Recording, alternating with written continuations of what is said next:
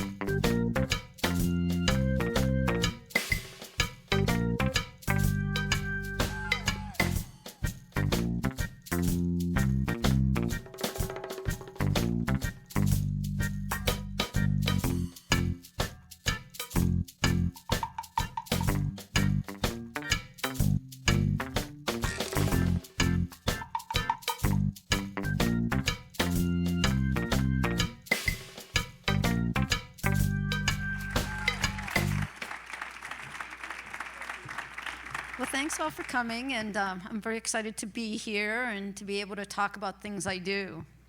This talk, for those of you who have seen me speak before or seen my TED Talks, is a little different because we're in a history museum, and as I read about what all these talks were like, I thought, oh, well, I think maybe a little history of me, like what's the story?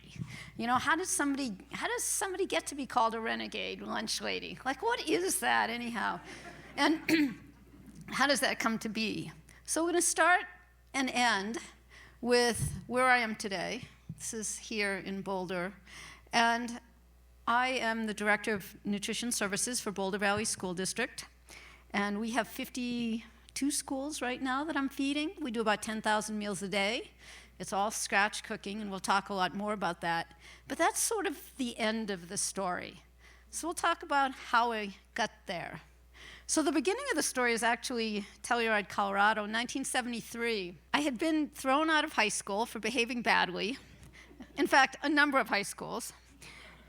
And so I didn't have a high school diploma, and I decided wisely, as every teenager does, that I know what my avocation is going to be. That's it. I know. I'm going to be a ski bum. So I hitchhiked out from, I was living on the East Coast, and I hitchhiked out to Telluride. And I got into town. I'd never had a job, never worked, never cooked. And I did what every Jewish American princess does. I called home for money. My parents looked at the phone and went, really? You get thrown out of every high school we send you to? You hitchhike cross country and you call home for money? Click. So I had to find a place to live. This is actually me right there, and that's my plastic house that I lived in. And I actually lived in it. It's up in Bear Creek, both during the summer and the winter, because I had nowhere else to live. And so that seemed like a reasonable decision. As I said, you know, teenagers, reasonable decisions, we've all known them. So then I needed to get a job. And of course, I didn't know how to do anything. And the biggest thing was, whatever I was going to do, I didn't want it to get in the way of skiing, because, of course, that's why I was there. So I first talked my way into an assistant breakfast cook position, but then I realized that got in the way of powder days. So I immediately quit, and I started a baking company with my best friend called Rising High Dough Rollers. And it was the perfect job because we could ski all day, go to the bars and party all night, go to work at midnight, work until dawn, take a shower, and go skiing. And so, you know, we were rising high. The dough was rising high. It was a whole thing.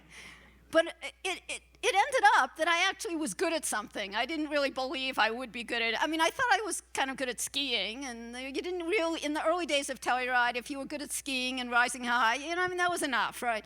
So, but it ended up I was good at cooking. And I was good at thinking about how to do big things. And I ended up being the executive chef of things like the Telluride Bluegrass Festival, the Jazz Festival. I was the chef backstage for the Grateful Dead. And these are the kind of events I did. And this is all in the, in the early 70s. And in around 76, I was in a hang gliding accident and broke my leg. And then I was in a skiing accident, broke my leg. And, I decided, in my infinite wisdom, now I was over 21 at this point, so I knew everything then. I decided I needed an avocation after ski bum. So I decided I was going to go to the Culinary Institute. So I was catering all this stuff, and I just already assumed I was a chef, right? So I decided I was going to go to the Culinary Institute, and I applied at CIA and was immediately rejected because I didn't have a high school diploma. So I was still in Telluride, and I decided, okay, I'm going to go back east and get my GED. So I put everything in my car, drove back east, and eventually got my GED and went to CIA. And when I went there in 1977, there were only 3 women in our class, no female culinary. I mean, there just weren't women chefs. So I was sort of the beginning of the women chefs. Eventually, I went on to give a commencement speech there, and I've done a lot of consulting for them. And right out of school, I did really well in school. Who knows why? But I went to the CIA when I was 28, and I got thrown out of high school when I was 16. So there was a lot of years in there when I really didn't know too much. But I did really well in school. And I often say about the culinary world that it's something you can learn with your hands. It's visceral. You can touch it. And I was a horrible student, but this I could learn. And so I did really well in school, and when people came on campus to want to interview, the good students could interview, and so Holland America Cruise Line came on campus, and they decided they were going to do interviews. And I applied for an interview, and they said, no way. And I said, why not? And they said, we don't interview women. And I went right to the president of the school and went, what do you mean they won't interview women? How can you even let them here on campus? They agreed, and I eventually went off for 2 years, right out of school, spent 2 years going around the world, 63 countries, and cooked my way around the globe. And I was chef garde manger. And this is the kind of food I did. It's not actually really food, but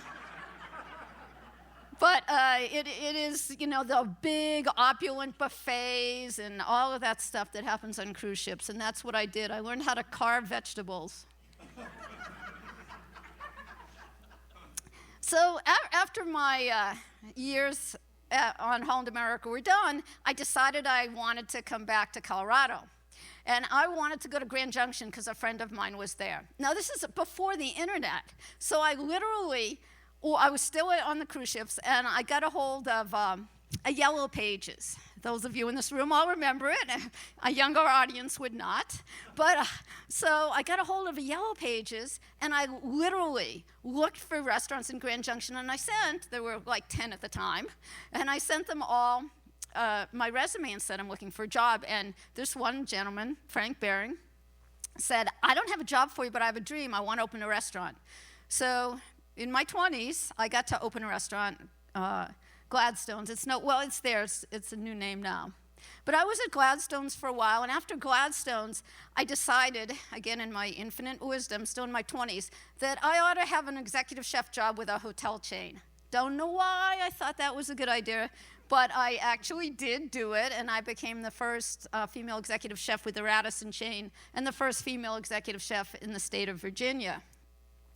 And it was crazy and wild and wonderful and horrible, and they were all on the cruise ships. There were 1,200 staff, and there were like 3 women, and there were no females in the kitchen on the cruise ships, and then in the Radisson hotel chain, it was all European chefs. So it was all tough, but really fun and really interesting. And after I was at the Radisson for a while, I got asked to go back to Telluride and become the executive chef of the ski resort. So I spent a number of years running all the food for the ski resort there, and eventually had my own restaurant and did some other stuff. And in 1990, I decided, okay, I'm going to do something totally different. I'm going to move back to the East Coast. And I really felt like there were so few women in the industry, and I wanted to be closer to the CIA. I really wanted to see how far this industry could go. I could go in it. So in 1990, I decided I was going to move to Vermont. And I started looking around for a position, and I ended up as the executive chef of the Putney Inn. I was the executive chef there for about 10 years. And, you know, big fish, small pond. What happened is, in the early 90s, the president of the time and the White House were looking for, like, who are the best chefs from every state? And I actually ended up as being seen as the best chef in Vermont. So they had 52 of us were the first chefs to cook at the White House. So that sort of started this little celebrity chef thing I had going on for a while. And I started a consulting company at the same time, and I was doing some consulting for the Culinary Institute, and I opened Cheers, a restaurant in London. So I was commuting to London for a while while I was living in Vermont. Not an easy commute. But while I was doing all that, and while I was in Vermont, I really started to think about food in a different way. You know, I went to 63 countries. I was all over the world. And I was really seeing food through the eyes of French male chefs. And they were seen as the best chefs. I mean, they were who everybody wanted to be. And, you know, we didn't know any better. The young chefs coming up, it was like, okay, these French chefs, they know what all the great food is. But it didn't dawn on us, many of us, you know, or maybe I was a late bloomer, I don't know, that it was only good food when you were there in France. You know, the idea that, especially at that time, it had relevance over here was much more problematic. So I started thinking about food with a cause. I started something in Vermont, or I was one of the founders of the Fresh Network. I was on the board of Chefs Collaborative for many years. I was the president and on the board of Women Chefs and Restaurateurs. And I started thinking about food as something beyond feeding rich people. Because as a chef or celebrity chef, that's what you do, right? I mean, you feed really fancy food to people who can pay a lot of money for it. But what about all the rest of it? And so I started really thinking about that. And I started thinking about food as something beautiful and delicious and seasonal, and I started really thinking that that's what food really was. You know, it wasn't being a chef that could fly in raspberries on Valentine's Day just because you could, or that you could have white asparagus from France just because you could charge as much as you wanted. It was like, well, how beautiful is that food, and where does it come from, and who grew it? And that started being really meaningful to me. And I started writing books. Writing books in and of itself was a journey for me. You know, I never really went to school, never really learned how to write, didn't know an adjective from an adverb, still don't, as everyone who edits my work could tell you. But I started writing books, and my first book was A Woman's Place is in the Kitchen, The Evolution of Women Chefs. And I really set out to tell the story of why food has been a woman's arena forever, and why women have, you know, all throughout history and continue today to feed the planet, yet there were no women chefs, you know, and we could do a whole seminar on that. But I started really talking about that, and that was my first book. And then my second book was In Mother's Kitchen, which was recipes from a lot of the women chefs from the first book. But my third book was Bitter Harvest. And in Bitter Harvest, I started telling the story of what's wrong with our food supply, why food makes us sick. I started really learning about it. I started reading people like Marion Nestle and Michael Pollan. I started looking at what's happening to our food supply, how our food supplies can be owned, who owns it, and why this is happening. Lunch Lessons is my latest book, and I'll talk a little bit about that after. But in Bitter Harvest and in Lunch Lessons, I started really thinking about kids and food. And one of the things we made when we started thinking about kids and food was this meal wheel, Healthy Kids Meal Wheel. This is way before the USDA had a meal wheel, way before everybody else's meal wheels. The USDA thought they invented it, but really we did it about 10 years ago. Recently I found out it was at the Smithsonian. Who knew? But so we really started thinking about ways we could talk about food and think about food and teach kids about food. And then in 1999, I got a call from Courtney Ross. And Courtney Ross was now deceased husband was Stephen Ross, who made Time Warner. And she said, I want to change the face of education in America. I want it all to be different. And I want, as a core value of education in America, to be healthy food for kids. And I want you to do it. And I literally looked at the phone and went, what? Me, lunch lady? No, it's not possible. Click. And they called back. I got over myself. They said, you have to come see this. I went down to East Hampton, New York. Not a bad place to be. And we built the Ross School. And we decided, I was told, you don't have a budget, which of course doesn't happen in school food. You don't have a budget, just what is it in the best we can feed kids? In the perfect world, what would we feed kids? How would we feed kids? And what would we do? And we built this. And this was actually the cafeteria. This is the building over there. These were a half dozen of my 27 chefs. And that's me, looking exceedingly unhealthy, not making the connection that if you're going to teach people about healthy food, you actually had to be healthy because, chefs mostly party and eat badly and drink too much and all that. But so this was the start of it. This was the start of thinking, can we change food for kids in America? And I had all kinds of people working with me, and the most amazing thing about the Ross School is we had unlimited resources. So Scott Chasky's my favorite farmer, and Beth Collins and I continue to do work together, but every kid at the Ross School had to cook to graduate.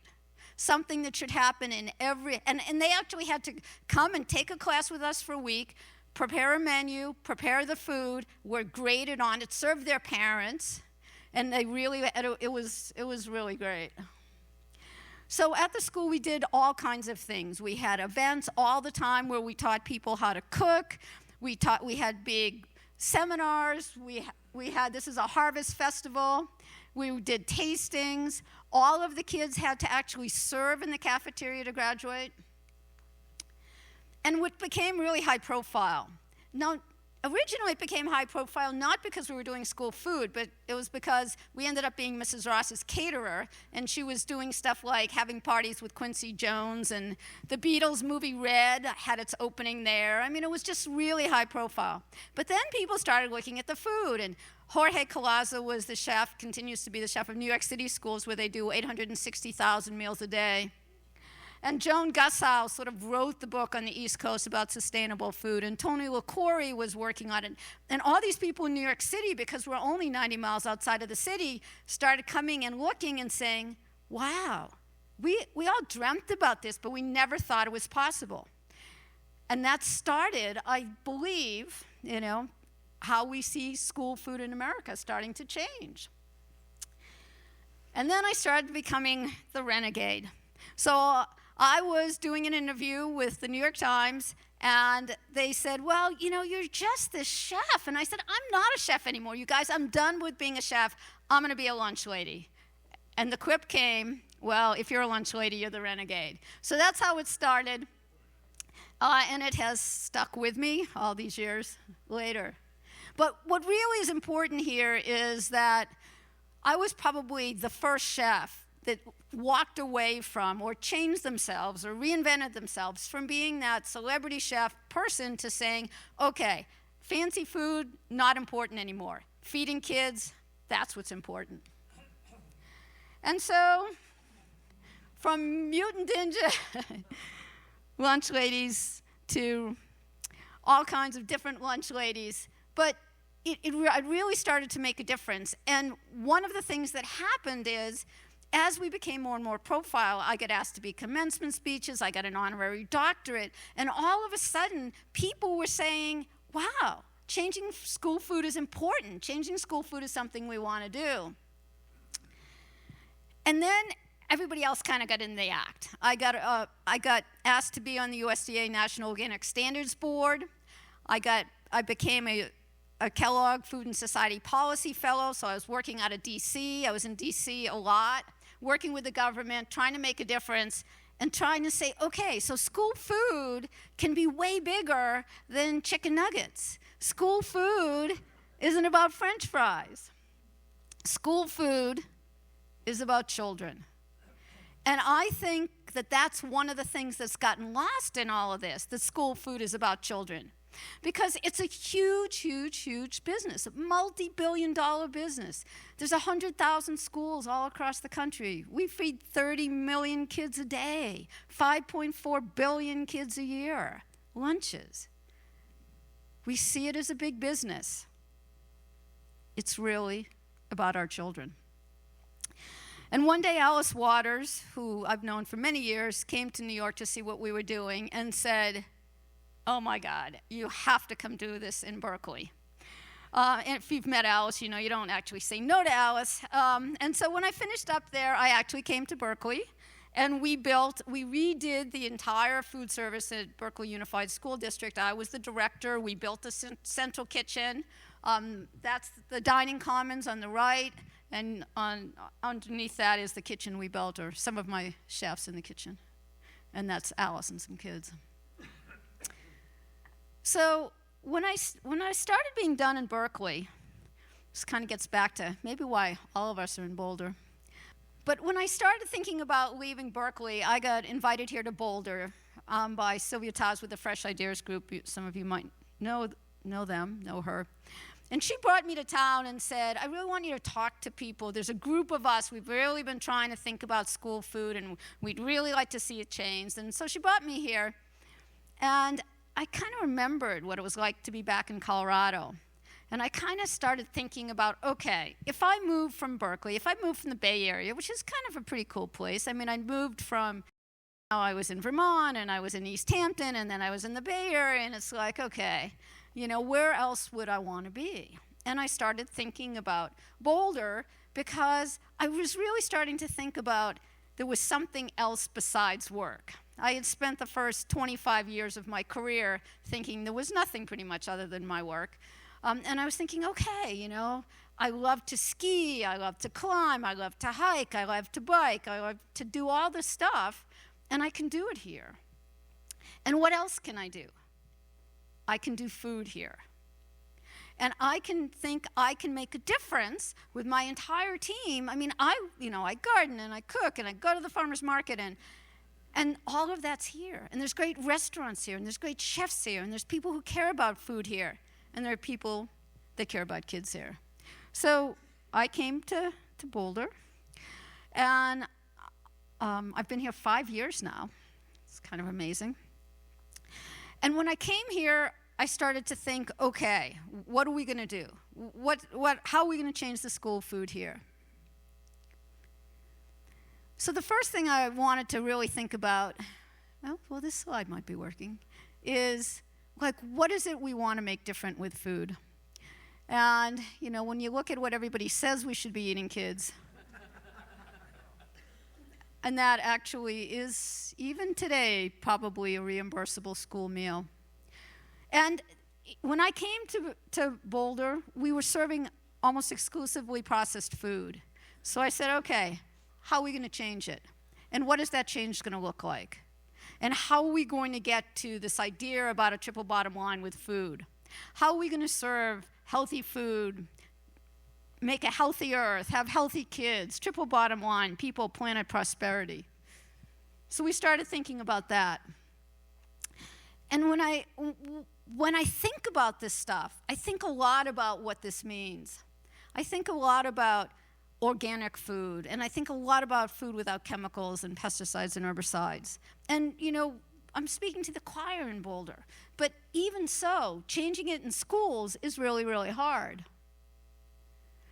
One of the things I'm really proud that we did this year is all of our ground beef, all of our burgers, and all of our bone-in chicken is all hormone and antibiotic-free. I mean, we may be the only school in America that can say that. But it's so important to get antibiotics out of our food supply and out of our kids' food. GMOs, probably everyone has heard their fill about GMOs here in Boulder, but it's back in the news because of Cheerios, and don't believe everything you hear about that. We could talk more about that later. But we do know that, GMOs are problematic, and anyone who wants to talk about that, we can. The industrialized food supply means that kids are getting sick off of food, that we have food recalls over and over and over again, whether it's Uncrustables, whether it's the Foster Farm thing that happened when the government decided to go on vacation. We've seen millions and millions of pounds of food recalled because of the way we produce it. We need to have a localized food system. There's plenty of people working on this in Boulder, and it's really important. The CDC says that we are growing a generation of kids that are going to be sick. 1 out of every 3 kids is going to have diabetes in their lifetime. One really interesting new fact is that the leading cause of death of kids under 15 is now cancer.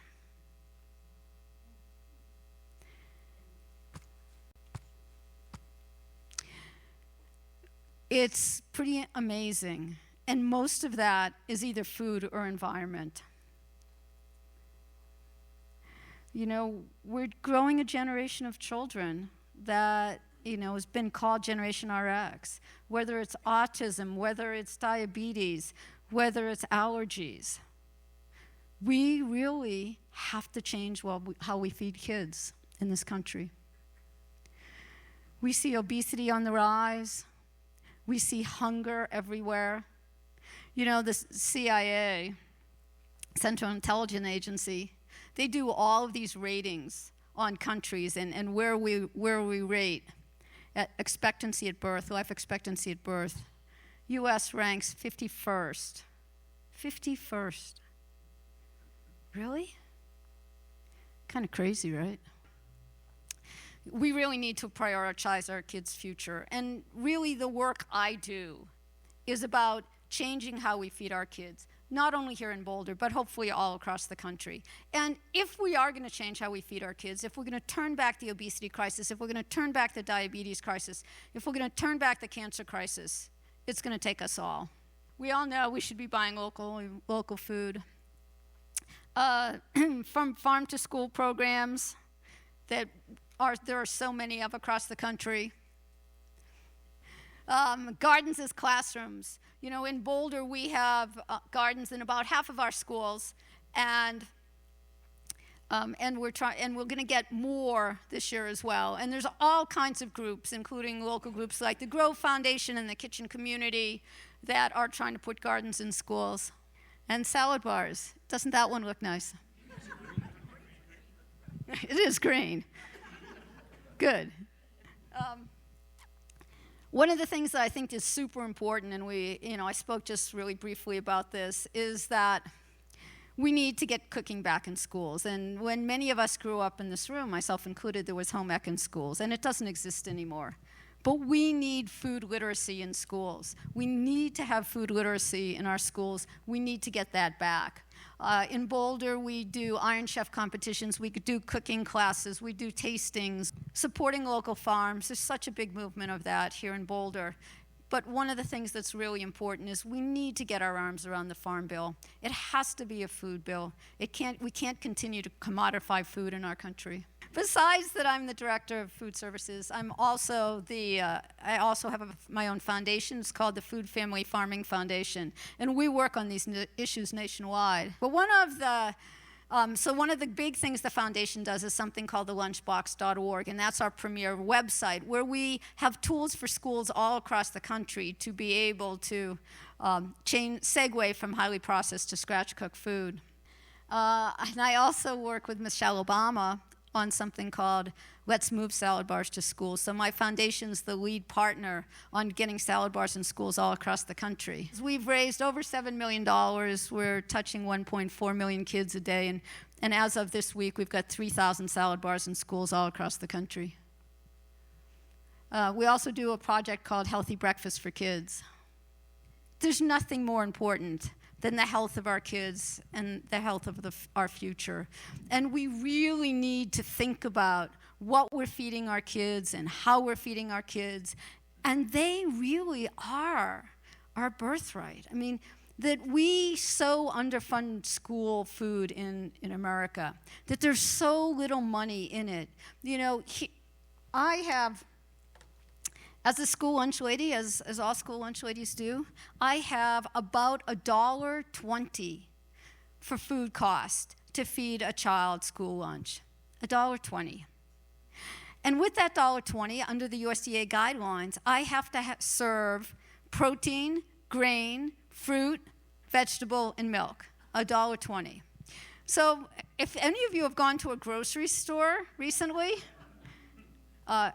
especially one in Boulder, but even if you've gone to a grocery store somewhere else, and if I gave you all $4 and said, go to a grocery store and buy food for yourself and 3 friends and make the lunch, and with those $4, I'll give you $5. I'll be generous. I'll give you $5. And with those $5, fruit, vegetable, protein, grain, milk, how are you going to do it? Day in, day out. That's all we have to feed our kids. And I want to put that in perspective, okay? So I bet many of you maybe like nice coffee or tea, and maybe you've been to a Boulder coffee shop recently. I was in one either today or yesterday. And if you get even a medium-size coffee at one of our many coffee shops, it's probably $4. Starbucks, it's $5. Maybe you like beer, and maybe you've gone out and had a beer in one of our wonderful restaurants and bars, and you've probably spent $5, $6, maybe $8. And how about wine? I mean, here we have this lovely wine that we're drinking for free. But if you walk right downtown to any of those restaurants and you look at the wine by the glass list, $8, $10, $12, $15 a bottle, a glass. So we as adults think nothing of spending 3, 5, 8, 10, 12, 15 times more on our daily beverage than we're spending across our country on our children's lunches. So it's no wonder that we have an obesity crisis. It's no wonder that we have so many problems with our health. We need to fix school food in America. We need to teach kids how to eat. We need gardens in schools. We need to cook with our kids. And if we're going to do that, if we're going to fix it, every single one of us is going to have to work on it.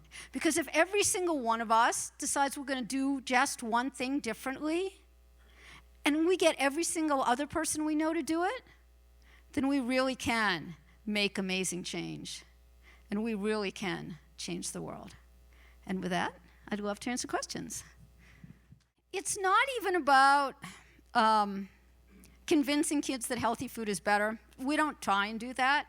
What we try and do is get kids to taste things and start to change their palate. So we don't talk about the food being healthy. We want to serve really good, delicious food. Now, the challenge is that if kids have grown up on high fat, high salt, high sugar, then it takes a long time to start to make those changes. We work really, really hard, and every year since I've been here, we've seen participation go up, which means more and more kids are eating, which is really great. But it takes a tremendous amount of work. We do tastings, we do rainbow days, we do Iron Chef competitions. We work with the kids. We do about 300 events a year in Boulder Valley, just working with the kids, trying to get them to think of different ways to eat food and that food can taste good. But we also don't have unhealthy options. So most schools will have some healthy food that is delicious pie, and then they've got the chicken nuggets next to it. We just don't have any of that. So we have lots of different options, but none of them are unhealthy options. I think that's a really great question. And here's what I think about it. I've studied school food all across the globe. And I've spent quite a bit of time in Italy. They do it pretty well. And in France, they do it pretty well. And they actually, in both those countries, spend 3 or 4 times more on a school lunch than we do. But when I asked in Rome, they do all really, most of it's organic and healthy, and I asked, how can you afford it? And at the time it was about what equaled $6 of ours. I think it was €5 or something. And she said, 4 euros. She said, we can spend 4 euros on school lunch or 400 euros on a hospital room. And I think there's something to be said that we live in a country with the most expensive health care in the world. We spend the least amount percentage of our GNP on food and the most on health care. And so I would posit and challenge us all to think, if we can see food as part of a healthy future, then the way we can pay it forward is with reduced health care costs decades from now. Now, as a country, we're really bad, really bad at thinking in the future. You know, if we could go back to the American Indians, where every decision was 7 generations out, we might be able to get our arms around this. But I think it is a good question, because we need to spend more money on school lunch. We get $2.92 or $2.96 to pay for an entire lunch, which you would think that's not so bad, but that's everything from the payroll to uniforms, to plates, to cups, to dishes, to my delivery trucks, to benefits, to hopefully a living wage that the district pays. So, that $3 doesn't go very far, and that's why you're left with about $1 for food. So if we can see healthy food as part of offsetting healthcare costs, then that's how we'll end up changing the paradigm. Yes? Talk about the GMO issue a little bit.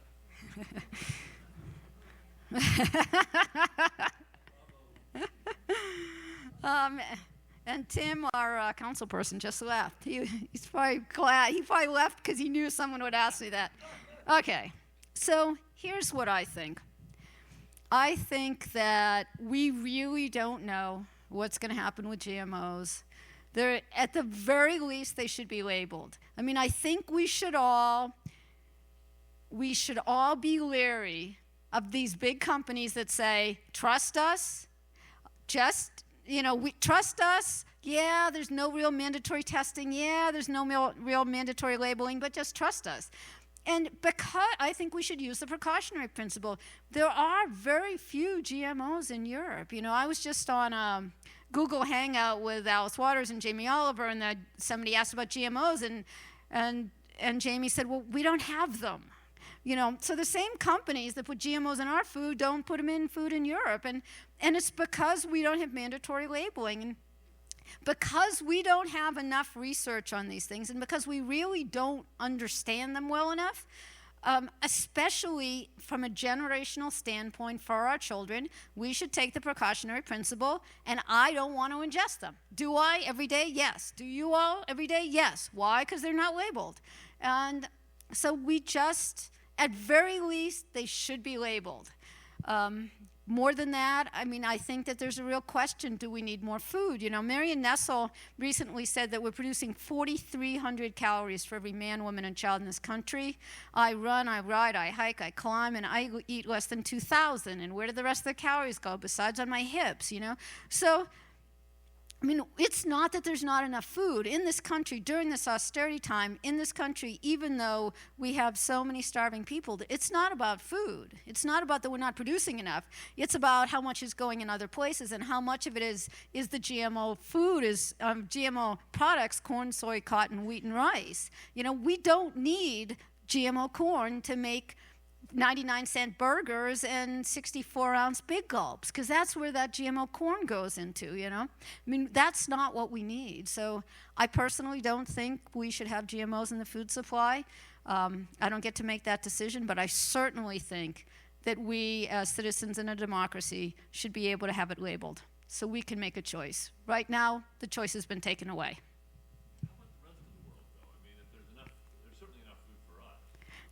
There's plenty, so the GMO, when you look at these GMO products, the GMO corn by and large is animal feed. In most other countries, they're not eating animals to the extent that we are. So they don't need to feed their animals, GMO products. And if you look at the wheat, a lot of it's not even made into, a lot of it becomes animal feed and stuff. And when we look at countries that are starving, by and large, it's not about whether there's enough food brought into their countries. It's about the politics and distribution and all this other stuff. So I'm not sure that that's the answer to anything either. It's a really good excuse, but I'm not sure it's the answer. So we do tastings, and that's what we do, tastings and rainbow days, and those are the two things that we do most often. So we have salad bars in every school, K-12, and we'll go into schools 2 or 3 times a year, every school, and we tell every single kid and adult, whether they brought their lunch or bought their lunch, that they can go and have a little salad off the salad bar, and they have to have 6 colors in it. And if they pick 6 colors off the salad bar and eat it, they get a sticker and sometimes a bracelet, depending on what we're giving away that day. And we also do tastings of current and future menu items. So we'll go into a school and, we'll have something new on the menu or something that we think kids should really try, or a new salad bar item. The salad bars are all gluten-free this year, and maybe a new salad, and we'll go through the entire cafeteria and give every single kid a taste, and if they taste it, then they'll get a bracelet or a sticker or something like that. So we work really work with the kids, and they get to vote up or down or in the middle, and comment, and we really talk to them. And then, of course, there's the gardens. So right now there's gardens in about half the schools in the district, and this coming year we're going to put gardens in 8 more schools, at which point we will have a garden in every single elementary school in the district, and a number of the middle schools as well. And those gardens really help. First of all, there's no peanuts in the district. So in our food. Okay, so what people bring, but in our food there's no peanuts. We have on our website every single menu item and every single possible allergen. So there's a whole spreadsheet of what's in everything. We also have an allergen alert list that parents can sign up for. So just in case the thing that you always loved had to be changed because it didn't come in or something happened, then we send out an alert to all the parents that says, next Wednesday something came up, this is going to be there, so you should know. Any child with an allergen that we know about, because the parents tell us, it's right in the cash register system, so it pops up in a big red square, so the cashier knows immediately that kid has an allergy. If it's a life-threatening allergy or an allergy where they have an EpiPen, we also have in many of the cafeterias on the kitchen side, not so any kids could see it, but just so we could see it, picture of the kid and what it is, so the kid can't even get it to get to the cashier. So we try as best we can. There are 30,000 kids. I have 200 employees, and we're spread over 550 square miles, so all kinds of stuff can happen, but we try really hard. And we continue to try and introduce items like gluten-free. We're starting on that. As of, I think, next week, we're going to have gluten-free as a choice for grilled cheese sandwiches. All our sandwiches will be available gluten-free. The entire salad bar is gluten-free. So we're doing our best. Anyone who has a business knows that especially if you have a restaurant, but any kind of business, not everything is going to meet your financial mark every day. So some things cost more to make than others. And so the chicken actually is a pretty expensive dish, but we make quesadillas, pretty inexpensive dish, right? So it's all about menu mix. It's all about balancing your procurement practices. And we go out to bid. So we sent out an RFP, a request for proposal this year, for 40 tons of burger. And we found some people to partner with us. And in fact, so we get our burgers delivered fresh. We don't accept cardboard. We're really trying to be green. It comes in reusable tubs. That was all part of the RFP. The chicken, the same was 25 tons of chicken. They have to be delivered. They're slaughtered I think they're slaughtered on Wednesday. We get it on Thursday. Or they're slaughtered on Tuesday. We get it on Thursday, fresh, super chilled in reusable totes.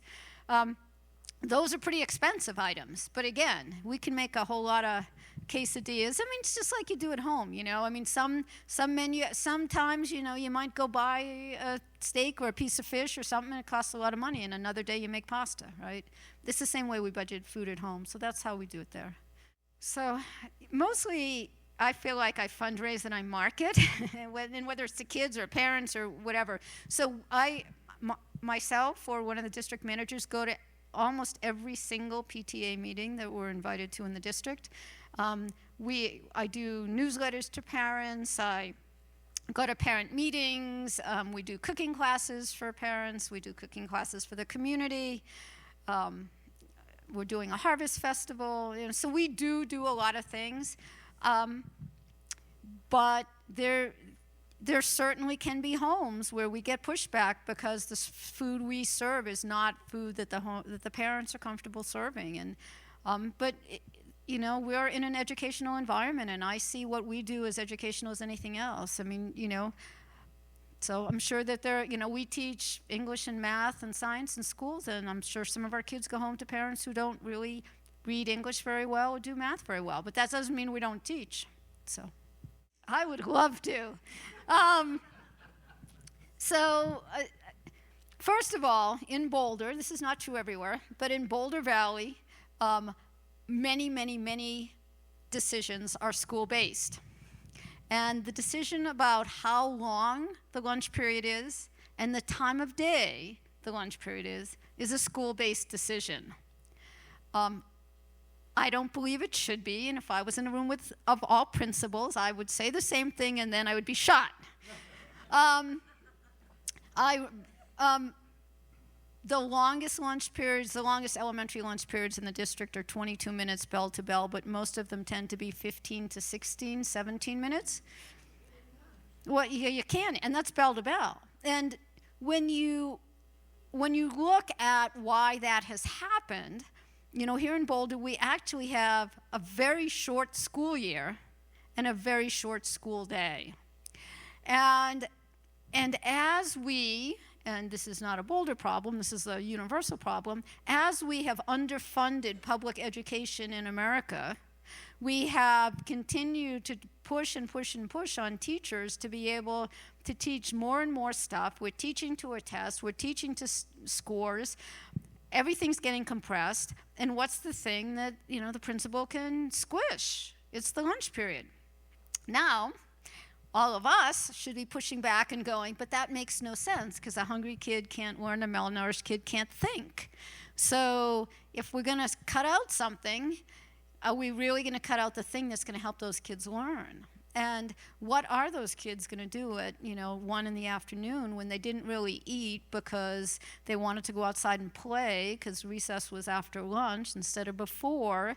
And, or the high school kids where, lunch starts at 10:45 and they've only been awake for 15 minutes. The whole thing doesn't make any sense, and it really, really needs to change. I will say that Boulder Valley has been thinking about a standardized school day and, trying to get their arms around what that would look like. Some of the schools have started looking at longer school days. Some of the schools have started looking at longer lunch periods. Some of the schools have recess before lunch. But it is super problematic. You go to Europe and, lunch is an hour and a half. And, but the school day is 8 hours, not, 5.5. So I think there's a couple of things at play here. I will tell you that when we look at the explosion within the school district, we have schools that are very low free and reduced, 1%, 2%. That means there's very affluent kids in those schools, right? And I also have schools that are 70 and 80% free and reduced. And that means that they are mostly poor kids, right? And when we look at the gluten intolerance in the very low free and reduced schools, it's really high. And when we look at gluten intolerance in the high free and reduced schools, it's non-existent. So we could start with that as a thought, a research experiment if anybody wants to do it. Although what I will say about gluten intolerance, and there's a lot of research in a lot of different ways, people talking about this now, going back to GMOs, is whether some of the genetically modified organisms, especially around wheat, has significantly changed the wheat itself enough that we're starting to see allergens coming out of that, and that the proteins in genetically modified items, and even like with the peanut allergies, I'm 60, a lot of us are probably the same age, and like I didn't know anyone with a peanut allergy when I was a kid. They just didn't exist, right? And now we can't have peanuts in schools. And that's in like a generation, right? And so when you look at what's happened to soy specifically and wheat specifically in the modification, and those are items with proteins, and it's in those proteins when you modify the plants that you can have some problems in that people I've heard speak on it will say that's why we're seeing it. But I do think that, I go and work in a lot of other communities where I was just working in Baltimore. My consulting company's been in Baltimore for a year helping assess their school district, and they had almost no gluten-intolerant kids, and they've got 80% free and reduced. So I think some of it is demographic, and some of it could be a lot of other things as well. So one of the things that my foundation does, which you would have seen like lovely pictures, but if you want to check out the foundation, the big project is the lunchbox.org, and it's the foodfamilyfarming.org is our foundation. I mean, we're working to put together tools that every single school can use. We're giving it away to be able to change from highly processed to scratch cooked. We have recipes that are explodable. We have menus. We have guidelines. We have videos. We have technical tools. And so we're really trying to give this information away. There's a lot of states, Colorado's one, that is doing assessments all around the states and doing boot camps and doing trainings. It's in this state, it's being paid for by Live Well Colorado and with Live Well and the Colorado Health Foundation. California, the Cal Endowment's doing it. So there's lots of programs, especially through insurance companies, Blue Cross Blue Shield and Kaiser, and everybody's kind of pushing money at this problem because of the healthcare costs on the other side. So there's not enough money anywhere for this, but you don't need me. There's starting to be enough information out there. So there's all kinds of things the general public can do. I mean, from a very personal level, every single one of us should make food and eating at a table part of the core family value. And I'll use the term family very loosely. A family can be just people you sit down and eat with. But we've now taught, 1 out of every 4 meals in America is eaten in a car. And we laugh. 1 out of every 4 meals is eaten in a car, 1 out of every 4 meals is eaten fast food, and 1 out of every 4 meals is eaten in front of a blue screen, iPhone, iPad, So one of the things we can do is cook with kids, shop with kids, garden with kids, eat with kids. Turn off all electronics and sit at a table and eat and talk. We've lost socialization. So there's something every single person can do. You have a kid, you know a kid, there's a kid somewhere in the world that you could eat with. From a school district standpoint, in Boulder, as much of a program as we have, we're always looking for volunteers, people to do tastings and work in salad bars and do stuff. But if you're outside of Boulder, anywhere in the country, you can be working with a school district. And then we live in a democracy. We need to be voting in administrations that really care about food. We need a farm bill that's about food, that's not about agribusiness. We need to have a localized economy. We need to have a localized food economy, and not exclusively, of course, but we need to support local agriculture besides the $6 tomatoes at the farmer's market. We need to make sure that there are going to be farmers to grow our children's food. Those are the kind of things that are, and we all can do those things. We all can do those things. What I'd really like to see us do is something a little different than home ec. I want to do food literacy. What we're seeing in a lot of schools, and we have it here in Boulder, in all of the high schools and many of the middle schools, are catering classes or cooking classes or pro-start classes, and they are teaching some of these skills, but I think it really needs to go beyond cooking and be about food literacy. We need to teach kids where our food comes from, what healthy food means, what it really tastes like, what the financial, environmental, and health costs are to different choices we make. And I think we might get there. I think it's sort of the next horizon. I think that we may see, this administration, and especially Michelle, has really worked hard on the school food issue. And I think that the next big push is going to be around education. And certainly that's what we're going to work on next. Skiing more? I think that 5 years from now, my foundation, which has been growing by leaps and bounds, will be pretty busy. I also speak all around the country and have been actually doing some work outside of the country. I was just in Qatar doing some work and in England doing some work. So I'm sure I'll do more of that. I'll do some more consulting, and I'm sure I'll be doing some kind of school food. So we'll see. Climbing some more mountains, maybe. Yes. What do you like to cook?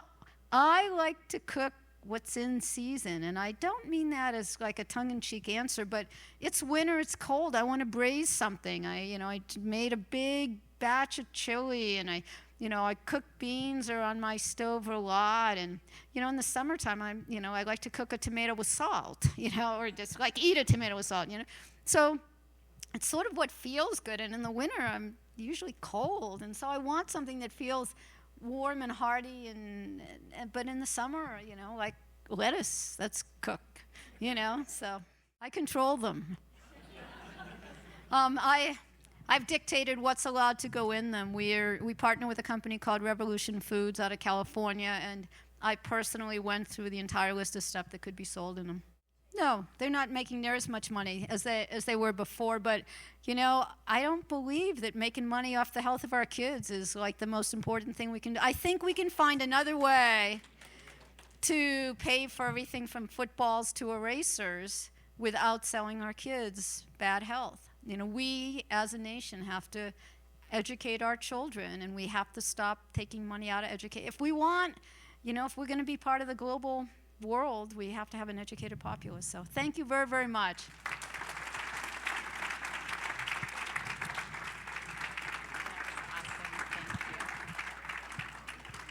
Thank you so much, Anne. Boy, I am so impressed with the work that you are doing, both nationally, but also for the kids in our district.